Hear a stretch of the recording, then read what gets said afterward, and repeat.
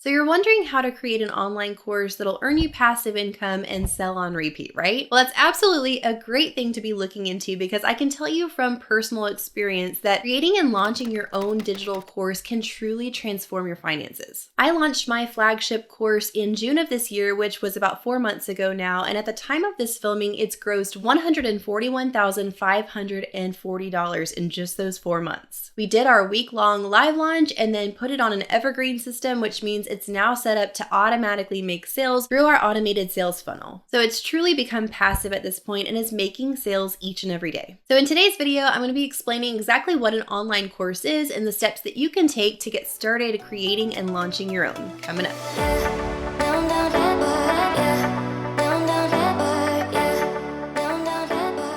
Welcome back to the channel, friends. So glad you're here. If we haven't met before, I'm Kate. I'm a wife, mom, online business owner, and passive income educator. And I'm so passionate about diversifying your revenue by adding in and layering in passive income streams to your business. On this channel, I talk about all different kinds of passive income streams, but the one we're talking about today might just be my favorite because it's the one that has personally, truly transformed mine and my family's life. And that is the creation and the launch of a digital course. Now, let's be honest, there is quite a bit of active work up front when you create a digital course, but it then can truly become passive when you get it launched and you get it set up on that Evergreen system, like I mentioned before, where it's automated and it's making sales on its own. And at that point, it's bringing in really great passive revenue, hopefully every day. So I'm excited to talk about this today. I'm excited to break it all down in really easy to understand steps for you. So if you're excited to give this video a like and consider subscribing to the channel, we release new videos weekly on all things passive income. Okay, first let's talk about what an online course is and why it's such a great stream of income. As you probably know, the world is only getting more and more digital. Everything is taking place more and more online. So the learning industry is no different. More and more people are wanting to take courses online, to learn online, as opposed to traditional learning methods. This has typically been known as e-learning, but there's a relatively new term that's been coined for this, which I really like, and it's called knowledge commerce. So rather than e-commerce, the space of online courses and digital learning is called knowledge commerce. This is the act of you monetizing your knowledge and selling your knowledge through a means like an online course or a monthly membership site, somewhere where you are teaching and coaching people and getting paid for the knowledge that you're sharing. So this has major passive income potential because these are things that you can create once and put the active work in once up front, and then they can truly continue to make sales for years to come. So an online course is one form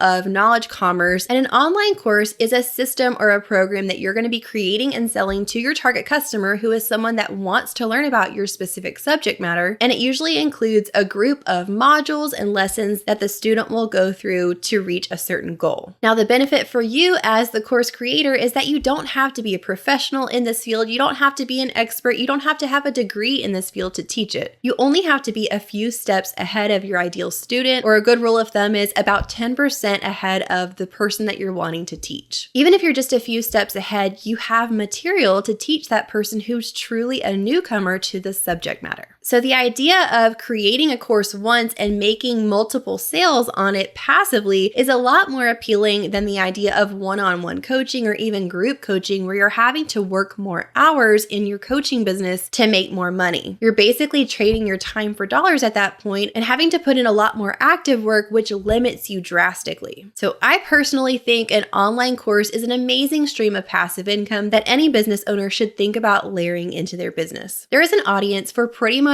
every course subject under the sun. So even if your thing seems to be a little bit unique or different, I'm willing to bet you could find some people who might be interested in learning it. So next we're going to talk about the actual format of an online course. But first I want to let you know I have a free passive income blueprint for you, which is a guide all about passive income and how to get started. So if you're a beginner with passive income and you like the idea of making revenue passively without having to trade your time for dollars and put in a lot more hours of active work, then definitely grab that guide. It'll walk you through how to get started layering in those passive income streams into your business one step at a time. I'll link that guide in the description box below so you can grab that after watching this video. All right, so next let's go over the digital course format. There are a lot of different ways you can do an online course, but in general, there are two ways I tend to think about this. On the one hand, you have a full comprehensive flagship course. This is a very comprehensive A to Z course that is really robust and is really going to give your student all the knowledge around a specific subject matter that is probably a little more broad and will take them a little bit longer to get through because it just has more information and it's more involved. On the other hand, you could have a mini course, which is less broad, it's more specific, and it's addressing a specific topic within a broader niche. So as opposed to the comprehensive flagship course, this is more like a specific directed mini course. So it's smaller, they'll be able to get through it and consume it faster, and it's a little bit less robust, but more targeted. It's totally up to you how long or short you want to make these courses, but in general, for those full comprehensive courses, I've seen anywhere from like 6 to 8 modules, and then for the mini courses, anywhere from 2 to 4 modules. Now, typically the way an online course works and is set up is that there's modules within the course, which are like your main categories that you're going to hit, and there are specific individual lessons within each module. So think about your modules as your main categories that you're going to be teaching on, and the lessons are each subcategory within those. So your lessons can include really whatever you want. It's up to you how you want to present this. Some people would have a video component with either a talking head teaching video or showing slides, teaching through slides, or a screen record. You might just have an audio component. You might have PDF resources and guides and things that they can download that go along with the video or the audio. You might have the whole lesson written out in the lesson description in text form, or have a transcript of the audio available for them to download. There are so many different things you can do with this, and you can really make it as much or as little as you want. You can also consider add-ons to your course that'll really up the value of your course. Things like a bonus module, maybe with guest expert trainings, or a student community group, or a group coaching component. These are things that might not necessarily be included in the course itself, but could be added on as bonuses that'll really act as incentives for your buyers to purchase right away. All right, let's talk about the steps you need to take to get started. I have 8 steps for you to follow from conceptualizing your course to launching it. So step number 1 is to pick your topic. This is the brainstorming phase where you're actually going to be narrowing down what your course is going to be about, your subject matter, your topic you're going to be teaching on. You may know already exactly what you want to teach, or you may have no clue, and that's totally fine. If you don't really know where to start with this, I would suggest that you think about a few things. Number 1 is, what is something that you are already confident in, or you already feel somewhat proficient in, that you know you could teach others? Number 2 is to think about what people are always asking you advice for. What are people always wanting you to explain to them? If there's anything that you know how to do that people are asking you about a lot, that could be a really good clue that you might be able to teach on that subject. Now, don't think it has to be business related or anything traditional. These can be out of the box things as well. I've seen courses on everything from real estate investing to training your pet to Airbnb hosting to interior decorating, homeschooling, photography, fitness. I'm willing to bet you could find an audience for just about anything. Remember, you don't have to be an expert in it. You just need to be a little bit ahead of your ideal student. Comment below and let me know, do you already know what topic you want to create your course around, or what subject matter are you thinking of?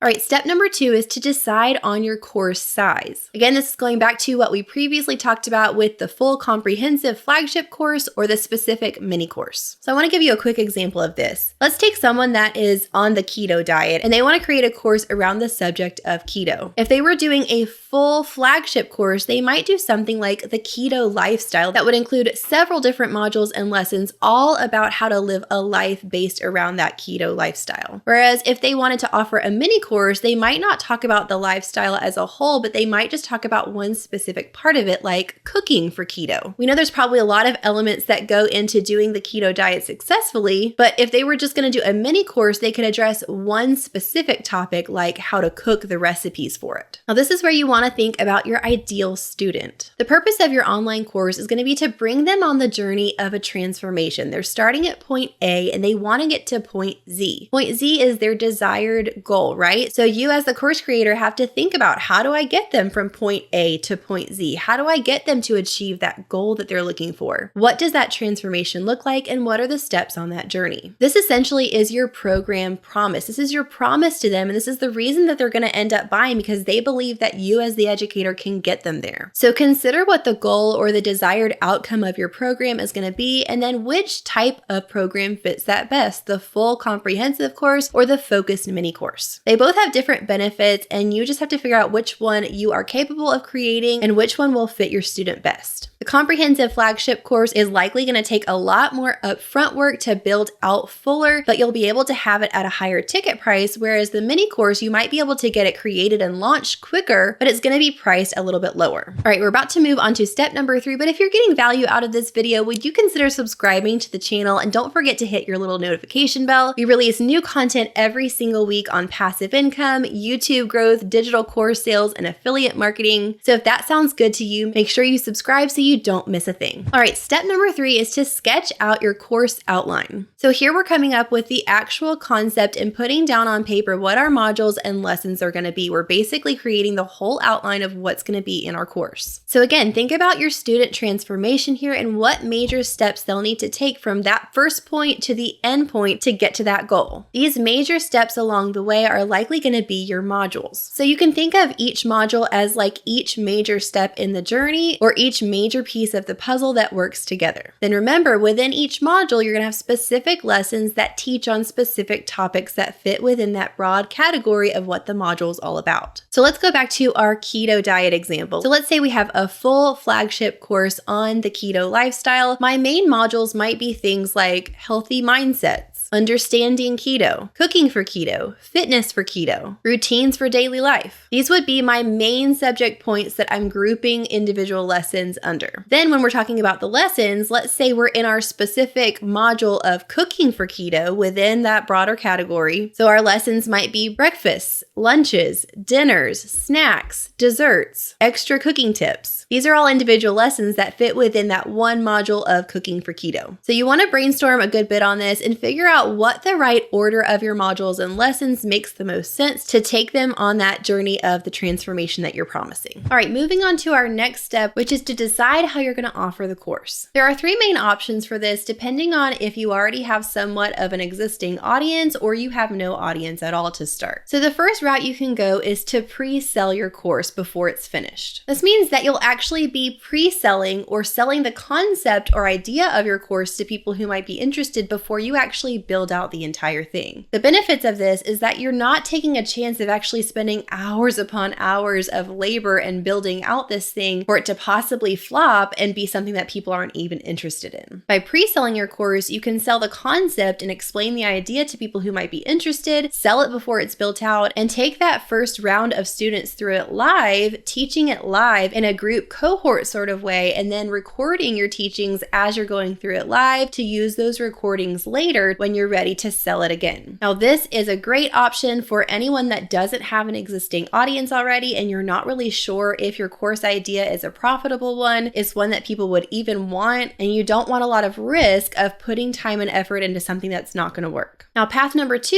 is where you can do a beta testing round. This is where you build a portion of the course out, but you don't completely finish it before you bring on some beta testers at a discounted rate. So you would bring on a limited number of beta tester students, let's say maybe 10, and you give them an extreme discount, or sometimes even people will let their beta testers have access for free in exchange for going through the entire course and giving you feedback and possibly a testimonial at the end that you can use. This is what I personally did, and when I did it, I had built out a little over half or maybe like 60% of my course by the time that I brought on my beta testers. I had 10 beta testers and gave them like an 80% off discount. It was a really affordable rate for them to come on to get access to the modules I had already built out, and as they started going through it, I continued to build out the remaining modules. I did let them know when they were coming in that this was a beta testing round and that their agreement in exchange for getting that drastic discount was that I was going to be expecting them to fill out surveys after each module, giving me detailed feedback on what they thought of the lessons, anything they thought was missing, and encourage them to give me a testimonial at the end if they liked the course, because I knew that was super important to use that as social proof in my big public launch. I'm so glad that I had those beta testers because they did bring up some really good points of things that I hadn't thought of for the course that they would have really liked to see that I was able to add in later, certain tech pieces that weren't working the right way, and it was a great way to kind of get my first round of students through and be able to fix all of those glitches before I did the big launch. Now, the third path here is to just build out the entire course fully and then launch it without pre-selling and without bringing on any kind of first round of students or beta testers. You just build the thing out and launch it. Now, I personally don't recommend this option for many people because, again, I would hate for you to just do all of that work and take that huge risk of it just not succeeding. I think it's really wise to either pre-sell or get a round of beta testers before you've put in all the effort and before you launch it to the public. Now, for me, it made more sense personally to do the beta tester route rather than the pre-sale route for a few reasons. I already had somewhat of a large audience built up on YouTube, and I knew that my course idea was profitable because it was something they had been asking me about for a long time, so I knew a lot of people were interested in it. I wasn't questioning whether or not that was a good course idea, but I also wasn't super interested in going through it live with a round of students, so I preferred to go ahead and just build out like half of it, bring on the beta testers, and then complete it and work with my beta testers to get it where it needed to be for the big launch. Okay, so once you've decided how you're going to offer your course, your next step is to decide on your course hosting platform. This is the platform where your course and everything in it will actually live. This is where your students will come to log in and to access and work through the course. Now, there are two main types of platforms for this. Number one would be a course hosting specific platform that really just focuses on the course hosting. These would be websites like Teachable, Teachery, Thinkific. Then you have your more robust all-in-one hosting sites, which are more than just course hosting. They include a lot of the other pieces to the puzzle as well, which we'll talk about in just a minute, but these would be platforms like Kajabi and Kartra. Now, like I mentioned, there are a lot of pieces to the puzzle when it comes to launching your course, like sales pages, email funnels, checkout pages, affiliate marketing. There are a lot of different things besides just the hosting of the course itself, which is why we personally chose to go with Kajabi, and we have been loving it. We handle everything through Kajabi, our email marketing, our sales pages, our funnels, our webinars, our community group. Kajabi really does do it all, and the great thing is that since it's all on the same platform, it just seamlessly integrates together instead of trying to have all of these different platforms for different things that you're having to figure out the tech side of linking them all together. Now, the price point for Kajabi is a little bit higher, but if you think about the individual amounts that you're paying for each separate thing, like your course hosting platform, your email marketing platform, your landing page and sales page software, your webinar software, I'm willing to bet you'll probably be paying more by doing all of those individually than you would just for Kajabi itself. So if you're wanting to try out Kajabi, I have a 14-day free trial linked below that you can click through and try it out for 14 days and see if you think it would work for your business. Again, I think it's the best out there. It's so comprehensive and seamless, and it makes things so much easier. Now, that is an affiliate link, so if you end up purchasing a plan with Kajabi, a portion of that goes to support our channel at no additional cost to you, and we're super grateful for you supporting our channel in that way. All right, once you have all of that tech side of things decided, then your next step is going to be to begin your live run or your build out. So let's go back to our three paths or our three options here. If you go with the pre-sale method and you have your first round of students that you've pre-sold the concept of your course to, then you're going to start your live run, which means you're going to be taking that cohort of students through your teachings live and recording those teachings to then use those recordings later for your course. You can do this in whatever method or format you like. A lot of people will use Zoom for this, or give your students a live stream link that they can join on a specific day at a specific time every week until you've gone through all of the teaching with them. If you decided not to pre-sell the concept of the course because you didn't want to go through it live, but you want to do the beta tester route, then you can go ahead and start building out your course and decide what amount of it you want to have built out before you put it out there to find some beta testers. You can then grant them access to your course and have them begin working through it while you finish building out the rest of it.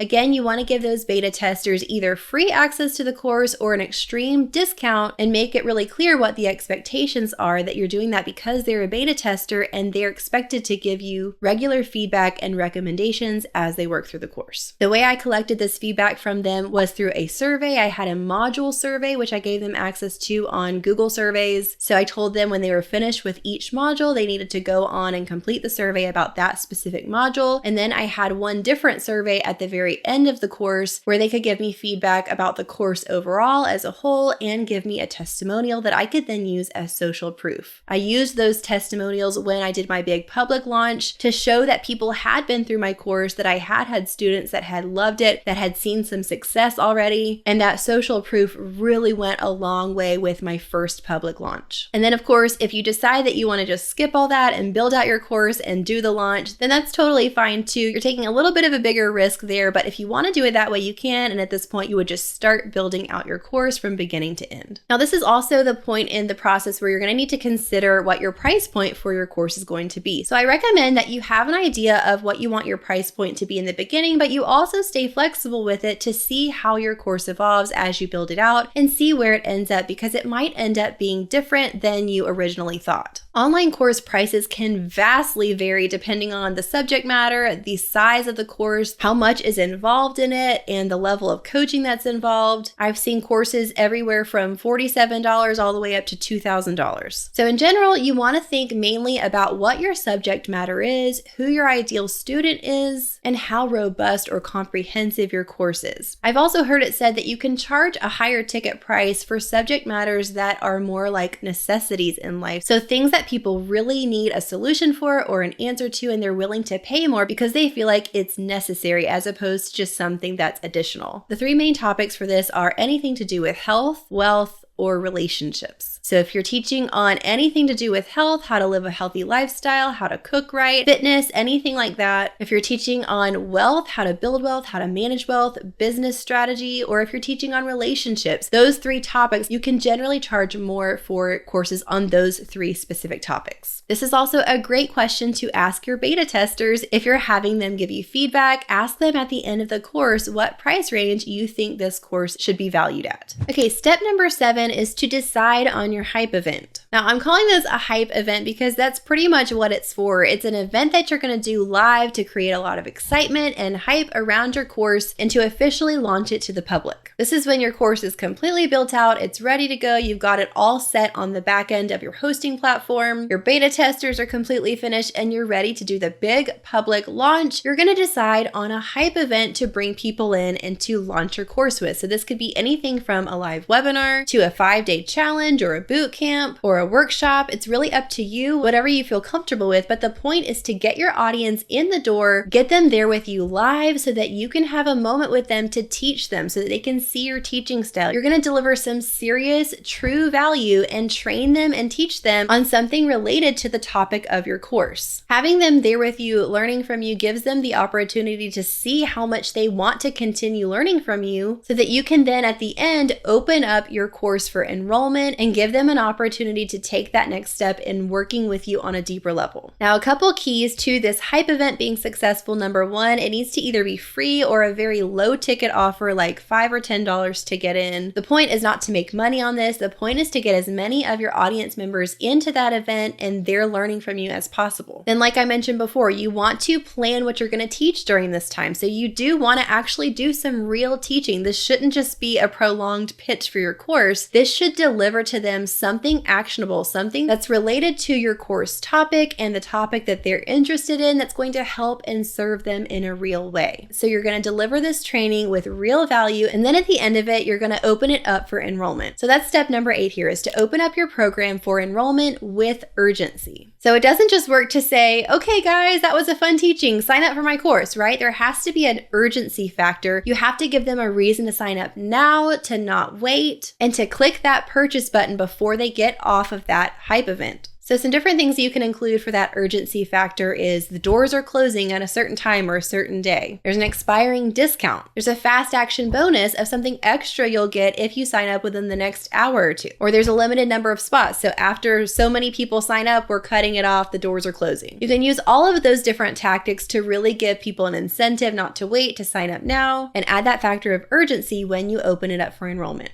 All right, so those are your main steps to get started, but I also want to give you a few extra tips for beyond your first launch, because this is an ongoing process and you need to know what to do also beyond your first public launch. So my first tip for you here is that you always want to keep improving and adding to your course and taking your students' feedback seriously. As you get more and more students going through your program, you're going to get feedback, both positive and maybe some negative too, but don't get offended by the negative feedback. If it's truly something you could add or change to make your program better, then let that be the case and really take that seriously and continue improving. Tip number 2 is after after a few successful live launches to consider putting your course on Evergreen. Like I mentioned before, this is what we've done that now allows this to be a passive income stream for us, making sales every single day without me having to actively promote it all the time. Now, how to do this is a whole different video, which we'll make on this channel, but the general idea is that you're going to set up an Evergreen sales funnel with an automated email sequence. So when you promote a freebie or a lead magnet of some sort, which is like a free download that you promote to your audience, they get signed up for your email list and automatically get put into that email sequence where your pre-recorded webinar or whatever your hype event that you used is pitched to them. So they watch that free training and then it opens up for enrollment just like it did during the live launch, but now it's set to an automatic system where they can be enrolling every single day and you can be making sales on this without having to always be live launching. Like I mentioned, there's a whole system behind that. I'm planning on making a video in the future just about how to go about setting up your Evergreen system. So if that's interesting to you, comment below and let me know that you want to see that video. But that is my tip for you. Live launch it successfully a couple of times and then put it on Evergreen. And my third tip here is to keep it updated throughout the years. There may be things that you're teaching on that shift and change over time. And if you want this course to continue selling for years to come, you're going to have to probably do some updates every now and then, which is fine. That's to be expected. Just don't create it once and then totally neglect it. Make sure that you're keeping up with the updates and making sure that it's relevant. So one part that makes all of this work is your additional effort on the side to be building an audience somewhere, to pick a platform where you're building an audience, to have people that you can actually promote this to when it's time. I started on YouTube. I love YouTube for a variety of reasons. So if you're interested in my journey on YouTube and how I actually used YouTube as a platform to build an audience for my online course eventually, then you can check out the video on the screen right now. Just click on that square on the screen. It'll take you over to my video on how to start growing your YouTube channel.